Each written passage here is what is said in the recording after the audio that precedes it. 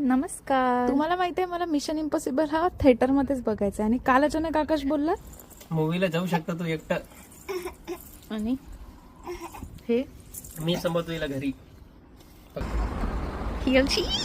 Next मध्ये मिळणाऱ्या वेगवेगळ्या पॉपकॉर्न्स आणि कोल्ड्रिंक्स वरती पैसे उधळायचे नव्हते म्हणून ह्या स्टोर मधनं मस्तपैकी स्नॅक्स घेतले आणि ह्या स्टोर मधल्या रोबोटचा खूप सारा छळ केल्यानंतर आम्ही बघितली इथे इंडियन स्पायसेस आणि मग आम्ही थेट पोहोचलो सिनेमा हॉल मध्ये.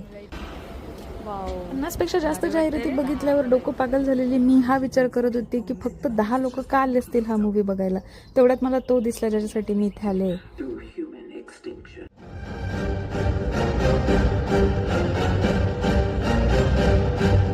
सायली मूवी कसा होता? असं छान.